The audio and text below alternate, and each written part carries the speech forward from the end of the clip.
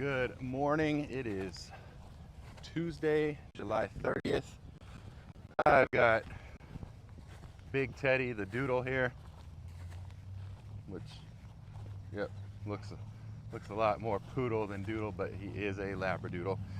So what I'm doing this morning with him is a very, very simple drill. Lots of things that people call it. I call it box work with a power loop. Okay, so that power loop is where you take the slip lead and you essentially make a head halter out of it. It goes around their muzzle and around their neck. Power loop, some people will call it a figure eight, so if you want to Google it, you can Google power loop, figure eight, whatever, you can see what it is. So it is, it's the ever beloved gentle lead. It's a spin on that, or spin on a head halty, which those are similar but different in that when pressure is applied to this power loop, the pressure is applied to the dog's muzzle and around their neck. So there's 2 points of pressure being applied, so you get a lot more control. It's a lot more sensitive than a gentle lead. Now the box work that I'm doing is I am simply walking in a circle. I'm not walking in the shape of a box, although I could. But the dog is to stay in essentially a very small, in quotes, box off of my left hip or at my pocket. One thing you'll hear me call this sometimes is I want the dog in my pocket. So when I do this, I give the dog maybe a couple inches of slack in the leash. That's it.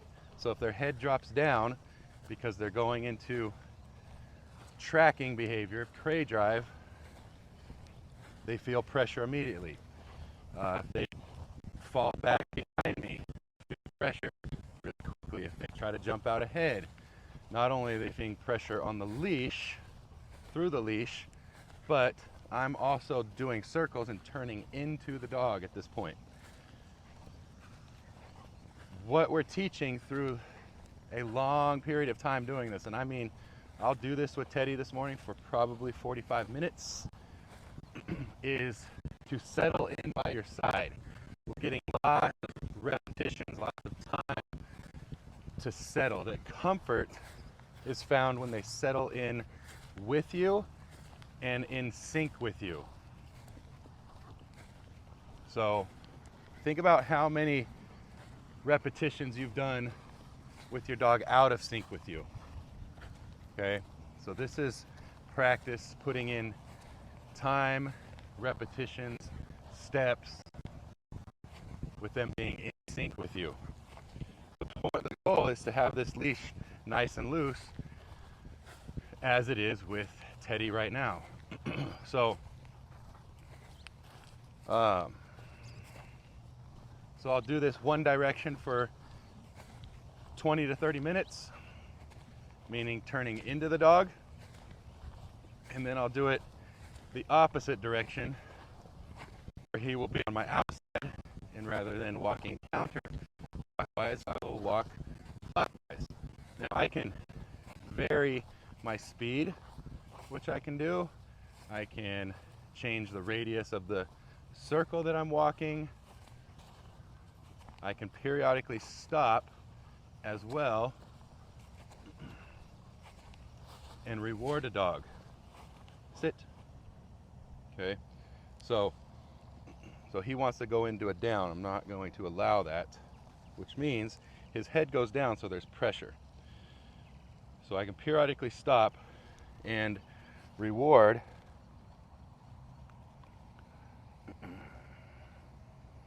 when we are in sync. One thing you notice I'm not doing is I'm not talking to him. During this exercise, I'm not really talking to the dog. I'm not telling him, let's go. I'm not telling him heel. I'm not telling him sit. I'm not talking to him. This is just about feeling your dog. Just about feeling your dog.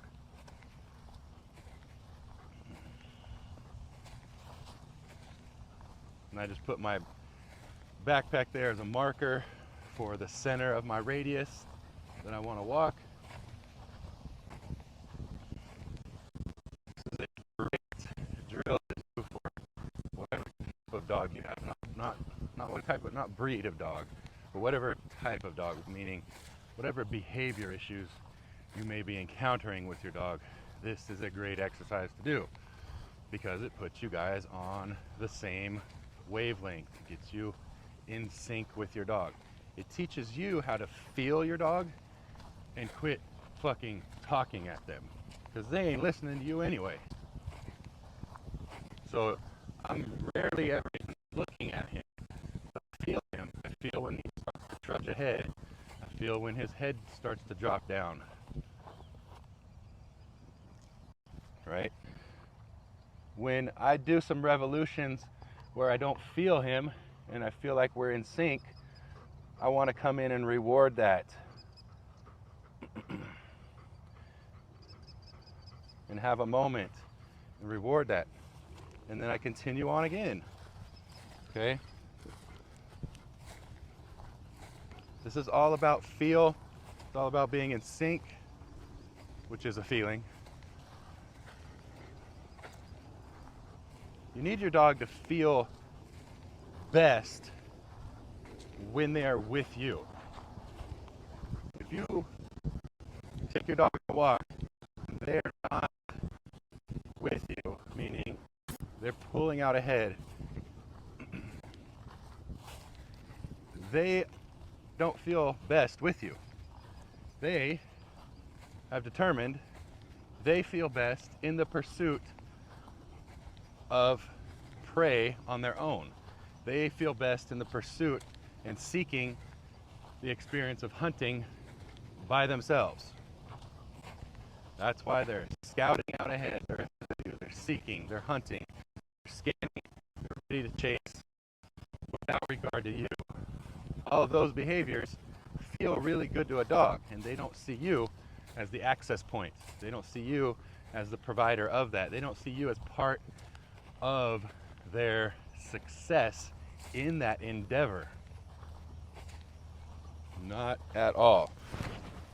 Nice. So, there's lots of reasons for that. Lots of reasons. Most reasons to do how you interact with your dog inside of your home on a regular basis, every day.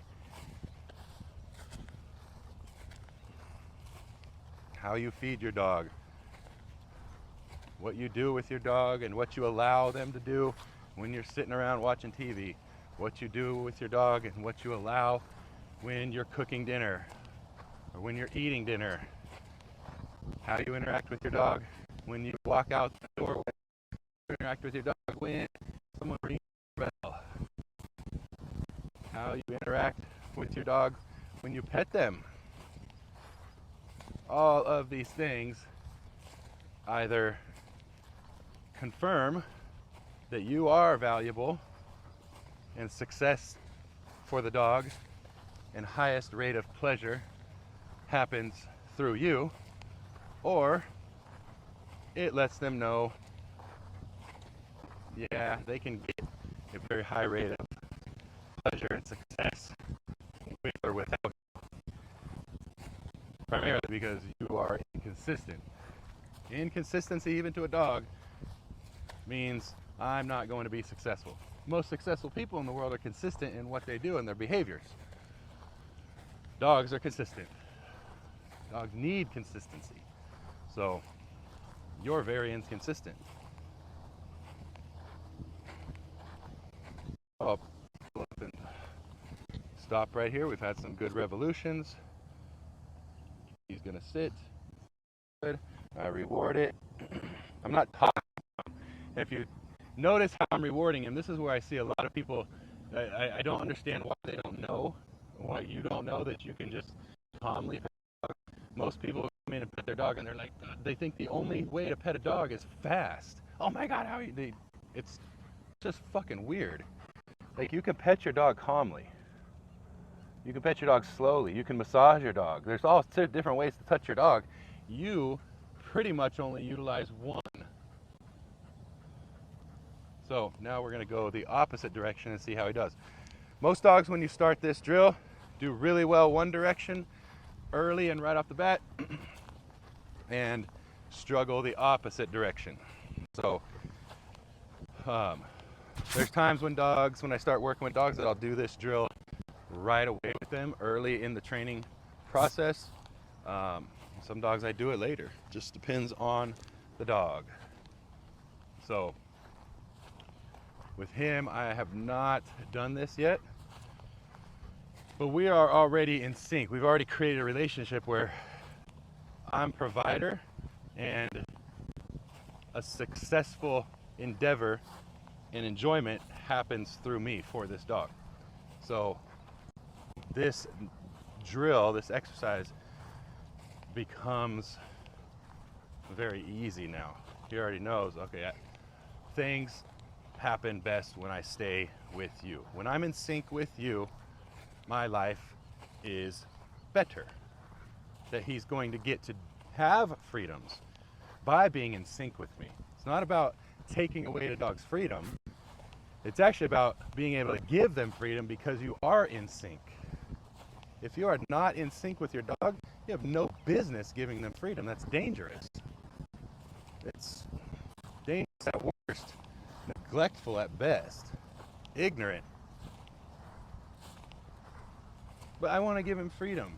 Yeah, but you're not even in sync. Your dog doesn't even look to you as valuable, or they don't even come when you call. So why would you just give them freedom? You're not even on the same wavelength ever. We sit on the couch and cuddle. Shut up. That's not a dog. That's not a dog thing.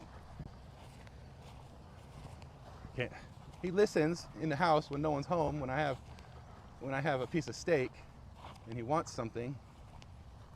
Good. Keep doing that and quit watching this right now and unsubscribe, because you're missing the point. You want to make excuses and find all the things that your dog does well, but it doesn't matter that your dog listens in the house when there's no distractions and you have a treat in your hand. It does not matter. You don't get any points for that. You're fooling yourself. What matters is, can your dog walk by your side past distractions? So right now, we see the dog up on the hill. So this is going to shift his focus and shift his drive in a sense. He's going to want to channel his drive towards that dog, and I'm channeling it with me. Silently. Silently. Ants or something. I'm not saying, Teddy, let's go. He still has 2 inches of slack on this leash. Excuse me. This train is leaving. And so what's going to happen, I'm going to put him in conflict. He's attracted to that dog playing fetch. It's moving, it's playing, there's people up there. This is a dog who has most of his life has not had any boundaries. Normally he'd be allowed to go run up to that dog and make contact with the people and say hi and do all those things. So I'm going to put him in conflict right now deliberately. That again, when he stays in sync with me, that's where he feels best, because as soon as he begins to emotionally project at that dog and then physically start to follow, he's got 2 inches of slack. There's going to be a great amount of pressure around his neck and his muzzle, and I'm still moving forward. He's going to settle. So we are in conflict. The resolution is walk by my side.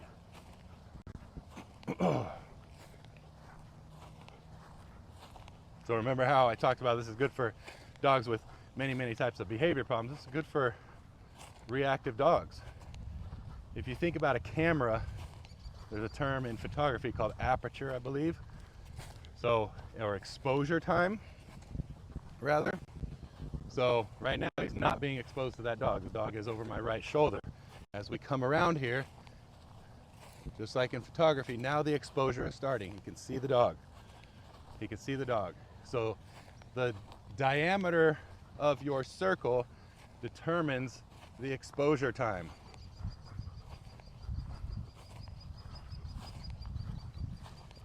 For a reactive dog, I might have a smaller circle, so a shorter exposure time, and then expand it as they get better. Now we have a dog coming towards us right in front of me right now. He's going to be playing ball, so we've got exposure time. Now that the dog playing fetch on the hills, it could be exposed. Okay.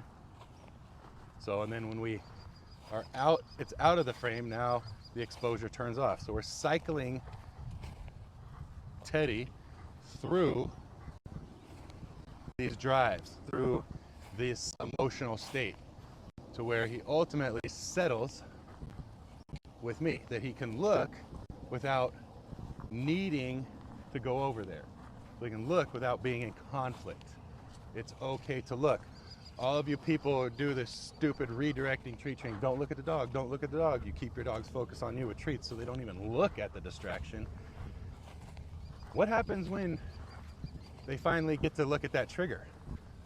They're not going to be able to handle it. They don't know what to do.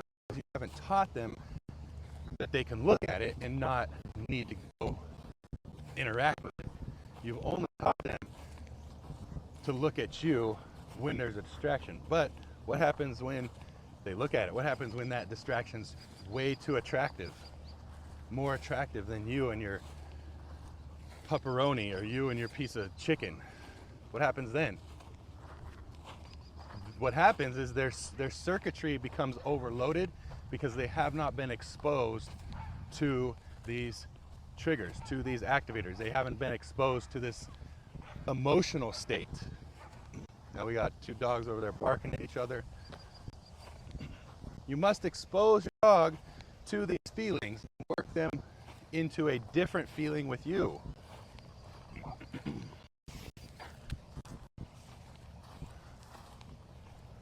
That's real life.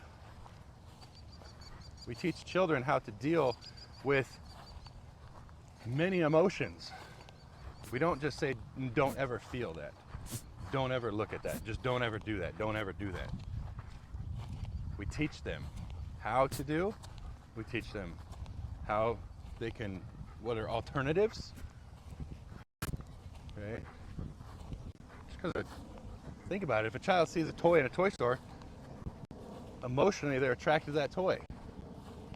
Emotionally they want to just don't understand it, so we teach them that you can't just go grab it and walk out of the store with it.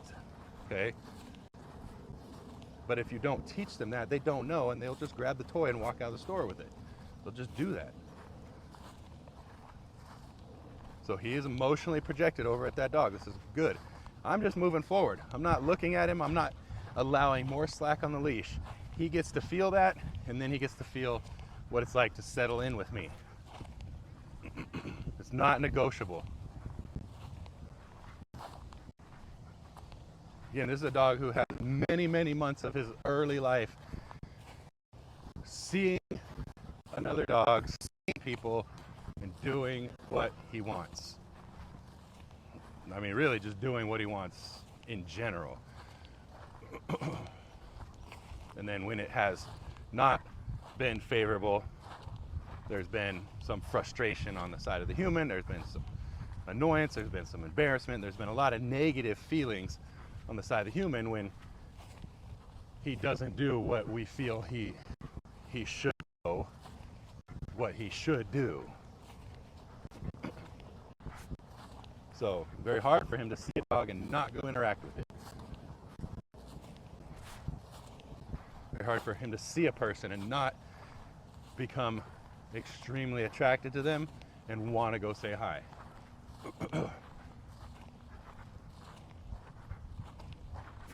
So this is a great drill for dogs who are very easily attracted to people and dogs, either positively attract, I mean, everything's positive attraction, but whether they're attracted, want to go say hi to everybody, whether they're attracted, want to go, you think that they want to go fight and bite somebody or be aggressive, whatever it is, they're reacting to a stimulus. So if you have the dog that when somebody approaches, they lunge out ahead of you, go do this drill and do it at home, do it in the yard first, then go to a quiet time at the park, and then go to a busier time at the park so that he can just settle in. Now, I haven't stopped to reward him quite yet because he's not really in sync with me. Not where I want him to be. He's still scanning and he's still projecting at everybody walking up around our perimeter. So that right there was the first revolution that was pretty good.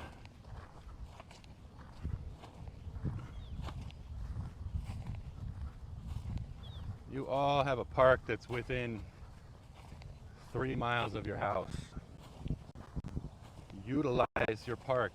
Utilize that short 5-minute drive to give your dog a car ride to explore. Put them in the back seat. They don't need to be in the front seat. I don't know why I have to tell people that sometimes, but put them in the back seat. Put them in a kennel. I know, kennels are, well, you feel bad if he's in a kennel. You'll feel bad if he goes flying through the windshield.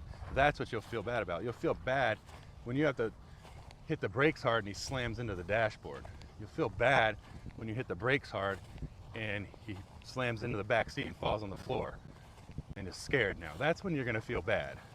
Don't feel bad about putting your dog in a kennel in the car or putting a harness and a seatbelt on your dog in the car. But he likes to run back and forth and look out the window. Okay, just let him do what he likes. If we let children do what they like, most children wouldn't live. So just let your dog do what he likes then. And then when you have to hit the brakes or you get in an accident and the dog flies about the car, guess what? Well, here, I'll tell you what. You're going to blame the other person instead of like looking at it and be like, yeah, I probably should have secured my dog so that they were safer in this vehicle because I secure myself.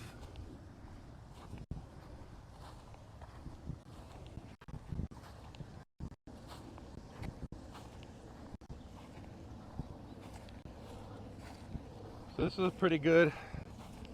A few revolutions, so I'll stop, reward him.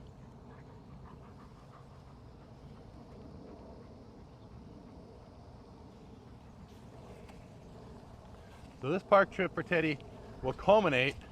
So we're going to do this for about 45 minutes. And then we will go into allowing freedom.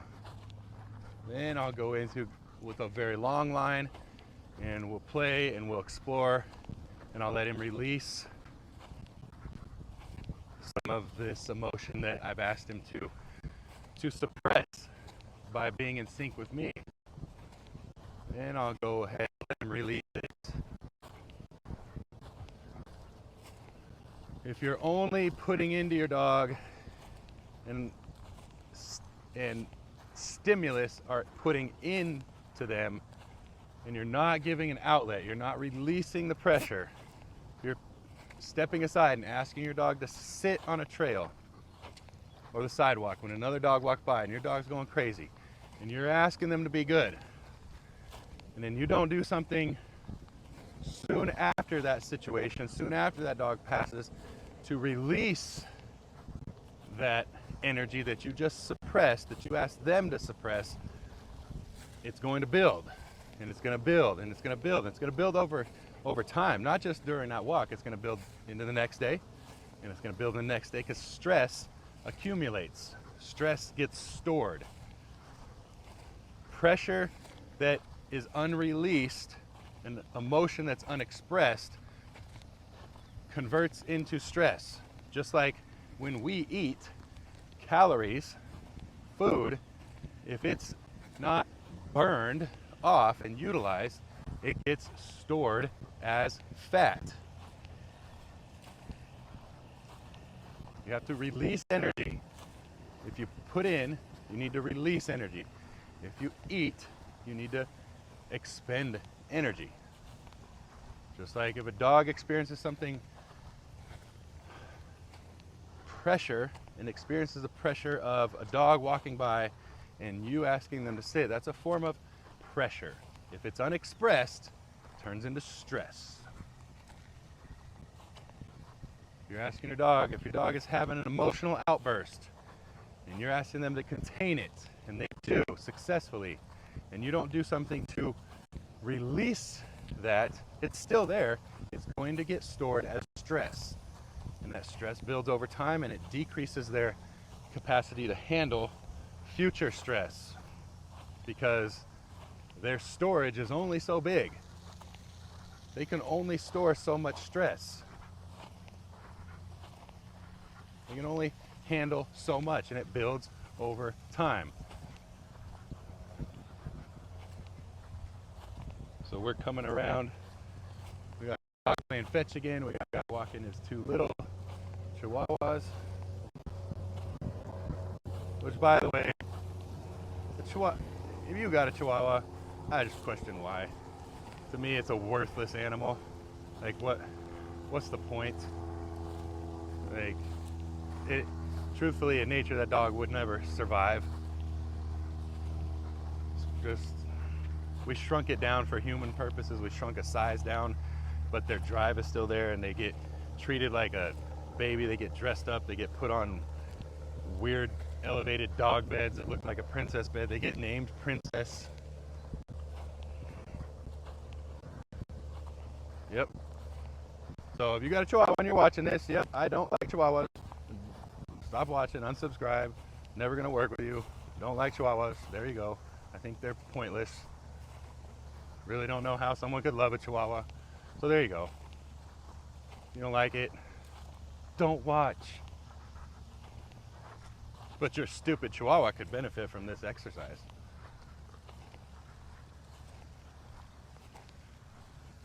So that was good. That was a good revolution with the dogs over there.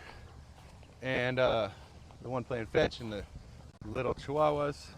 And I didn't feel him projecting over there, wanting to go over there. So that's really, really good. It's really, really good. So that's a nice ending point.